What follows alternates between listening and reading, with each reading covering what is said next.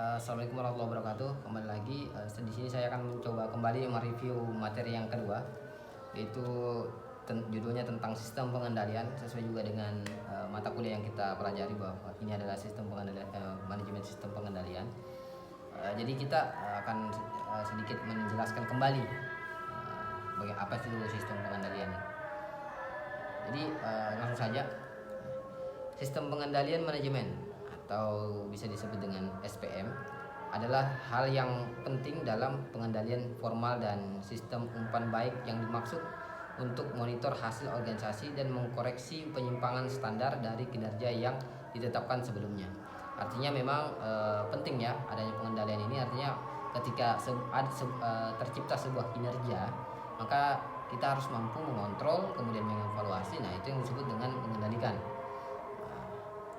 dari setiap apa yang kita kerjakan, entah itu di perusahaan ataupun lain-lain. Kemudian perencanaan strategi. Nah, proses perencanaan strategi ini terbagi menjadi dua. Ada yang disebut dengan proses perencanaan strategi tadi. Proses perencanaan strategi, ada juga tahapan perencanaan strategi. Nah, di mana proses perencanaan strategi ini secara umum dapat digambarkan bahwa dalam proses formulasi strategi, manajemen menentukan strategi-strategi utama untuk mencapai tujuan organisasi, yang kemudian strategi utama tersebut akan dikembangkan menjadi berbagai program kerja dan proses perencanaan strategis. Jadi artinya di sini adalah bagaimana kita mampu merencanakan strategi utamanya dulu sebelum kita melakukan strategi-strategi yang lainnya. Artinya harus ada prioritas yang kita lakukan sehingga kita mampu mencapai tujuan yang kita inginkan. Ya, kembali tadi bahwa sebelum kita merencanakan strategi, banyak strategi, ya pastinya ada yang kita prioritaskan atau ada yang kita utamakan.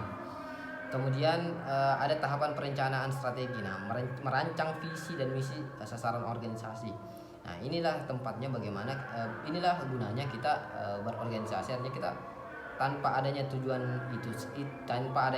ya kita tidak akan mampu mencapai kita tidak akan tahu apa yang sebenarnya kita inginkan, apa yang sebenarnya kita lakukan kalau kita tidak punya tujuan, ya.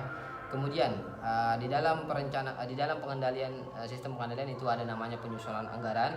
Nah, penyusunan anggaran ini adalah proses penyusunan anggaran yang berhasil dapat menjadikan setiap manajer dalam organisasi perusahaan memiliki persepsi yang jelas.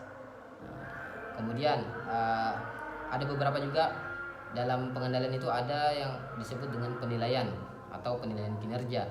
Nah, ini yang saya sebutkan tadi bahwa pada saat pada saat kita bergerak, ya kita perlu ada pengawasan, ada pengendalian di sana. Nah, bagaimana menilai kinerja tersebut? Nah, sistem penilaian kinerja merupakan mekanisme untuk meningkatkan keberhasilan organisasi dalam mengimplementasi strategi.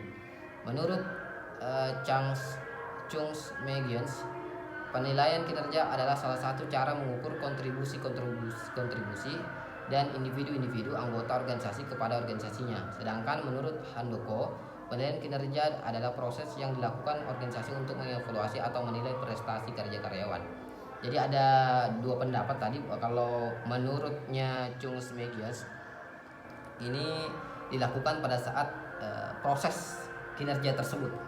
Ya, artinya pada saat dia bekerja itu ada pengawasan, ada pengevaluasian di situ. Sedangkan kalau untuk menurut Handoko, nah itu penilaian kerja adalah proses yang dilakukan organisasi untuk mengevaluasi, artinya sesudah dilakukan atau sesudah melihat kinerja yang sudah dilakukan, nah itu baru kita bisa evaluasi dan kita bisa menilai prestasi kerja bagaimana, ya seperti itu.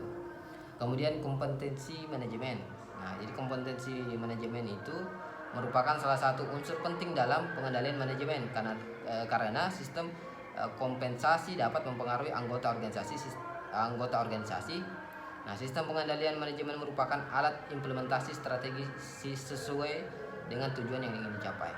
Nah, tujuan kompensasi kemudian ada namanya tujuan kompensasi, artinya mempertahankan karyawan berprestasi, tujuan berkualitas untuk bisa tetap bekerja, ya. kemudian dan lain-lain ya. Artinya kalau misalnya beberapa hal, misalnya karyawan memiliki kesalahan ya tidak, mungkin kalau dari beberapa prestasi yang ada ya kita bisa berikan kompensasi seperti itu.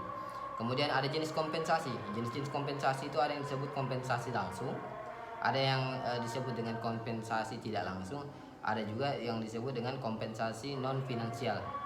Nah, kemudian pendekatan yang digunakan dalam pengendalian manajemen ada 3. Yang pertama ada pengorganisasian, kemudian yang kedua kebijakan, kemudian yang ketiga adalah perencanaan. Nah, faktor kemudian ada beberapa hal yang juga yang ada di dalam sistem pengendalian ini, yaitu adalah faktor lingkungan. Nah, kemudian yang faktor lingkungan ini terbagi lagi menjadi 2, yaitu adalah lingkungan internal dan lingkungan eksternal. Nah, lingkungan internal ini terdiri dari struktur, kemudian budaya, kultur ya, atau sumber daya, resource, atau lingkungan internal atau lingkungan ya, seperti itu. Kemudian lingkungan eksternal adalah lingkungan yang berada di luar organisasi dan perlu dianalisis untuk menentukan kesempatan atau opportunities dan ancaman threat yang akan dihadapi perusahaan. Terdapat 2 perspektif untuk mengkonseptualisasikan lingkungan eksternal. Jadi itu saja ya yang dapat saya jelaskan sedikit mengenai tentang sistem pengendalian. Mungkin kurang lebihnya mohon dimaafkan. Saya akhiri. Assalamualaikum warahmatullahi wabarakatuh.